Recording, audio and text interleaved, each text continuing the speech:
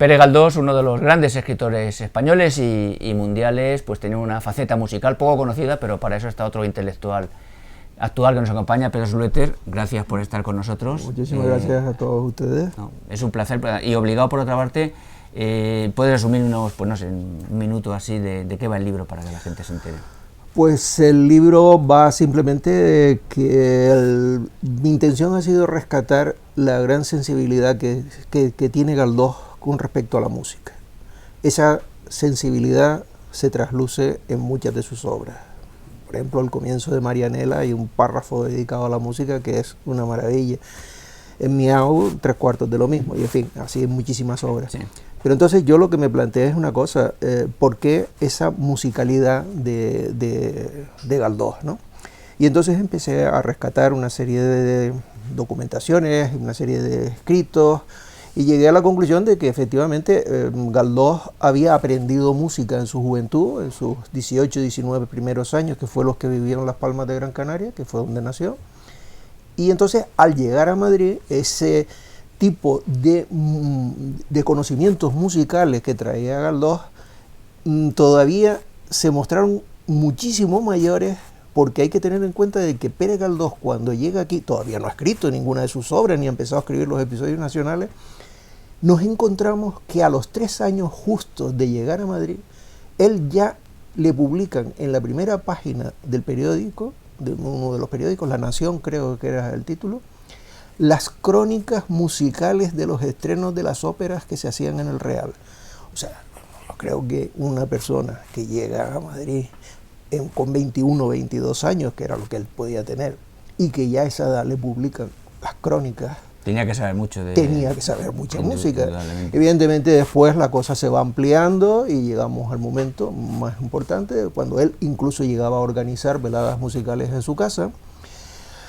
Tal es así que incluso él se sentó al piano, él interpretaba música al piano, había reuniones, él fue copista de partituras también, no muchos evidentemente, y luego después está la parte más importante del libro. La parte más importante del libro es cómo se llevan o tratan de llevarse en muchos casos, porque otras veces no tiene lugar, muchos de los argumentos de las obras de Pere Galdós al campo musical, en el campo de la zarzuela fundamentalmente y de la ópera, con todos los auténticos batacazos que se lleva Pere Galdós a la hora de querer que sus obras lleguen por la vía musical, ¿no?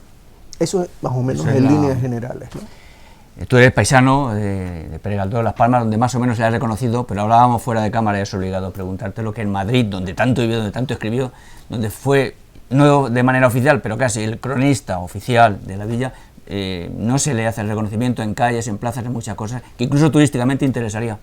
Bueno, yo creo que fundamentalmente ya vamos a nombrar solamente el aspecto turístico. Sí.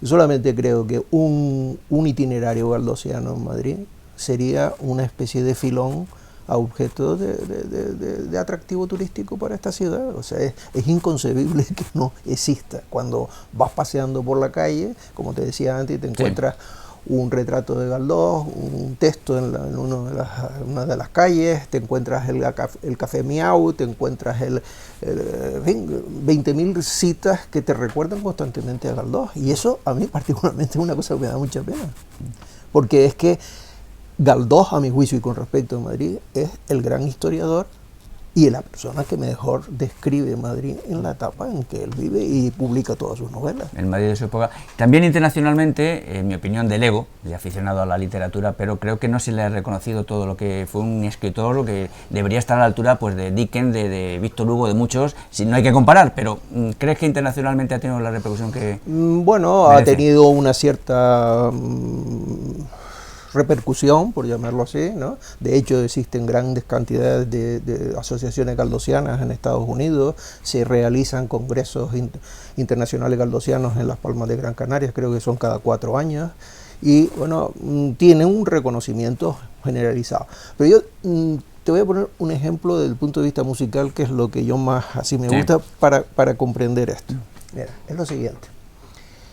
Juan Sebastián Bach, una de sus pasiones no se consiguió conocer hasta 100 años después de haberse estrenado o una de sus piezas más importantes, solo porque Mendelssohn cogió y la estrenó al cabo de 100 años.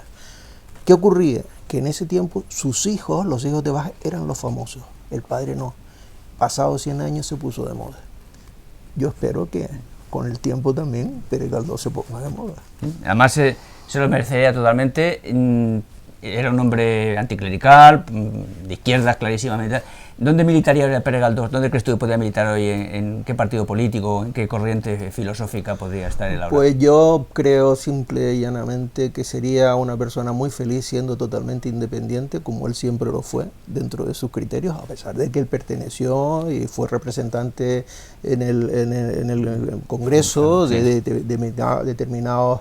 me parece que fue representante de la Guyana, sí, en un momento determinado, pero yo estoy completamente convencido de que Galdós estaba muy por encima de todo ese tipo de cosas. Es decir, él era un gran espectador, hablaba muy poco, creo, y era un gran espectador. Hoy en día seguiría siendo un gran espectador y hablaría muy poco. Estaría un poco asqueado seguramente. Probablemente. Probablemente. ¿Qué otra cosa estás preparando de publicaciones o de lo que sea? Pues ahora estoy preparando 2 publicaciones. Una inmediata que voy a sacar, que es una transcripción de un texto sobre Gran Canaria, de la historia de Gran Canaria, que tiene la particularidad de que es la primera edición que se hace de ese texto corregido por parte de su autor. Y me explico. El autor lo escribe en 1700, el siglo XVIII, concretamente, pero lo corrige al cabo de los 5 años. Entonces, todas las ediciones que se conocen a partir de esa primera edición. Y yo lo que hago es sacar la edición ya corregida por parte de su propio autor. ¿Quién es el autor? El autor es el padre José de Sosa, es un historiador, un franciscano de Gran Canaria. Y bueno, es un libro muy interesante porque aporta gran cantidad de datos a lo que es la historia en general de la isla. Y luego el proyecto más ambicioso, en el que llevo trabajando como unos 30 años, una cosa así, es lo que he titulado como un primer ensayo de compositores foráneos que han compuesto para las Islas Canarias. Entonces arranco desde el siglo XVIII, y pues encuentras infinidad de partituras que hoy en día pues están en la Biblioteca Marciana en Venecia, o están por otro lado en la Biblioteca Nacional Francesa. También he conseguido una serie de partituras y que es una muestra más de cómo en el caso concreto de las Islas Canarias, por el hecho de ser por el hecho de estar aisladas, es interesante las repercusiones que siempre han tenido a nivel literario, a nivel musical, y en este caso concretamente, pues bueno, la prueba está, son más de un centenar de compositores los que he logrado reunir con sus correspondientes obras, y eso lo dice. Pero vamos, espero tener tiempo para sacarlo. Espero tener tiempo, seguro que lo tienes, y seguro que vendrás aquí a explicárnoslo también. Gracias y mucha suerte con el tema de Galdós y con todo lo que hace. Gracias. Pues muchísimas gracias a todos ustedes. Gracias. Muchas gracias.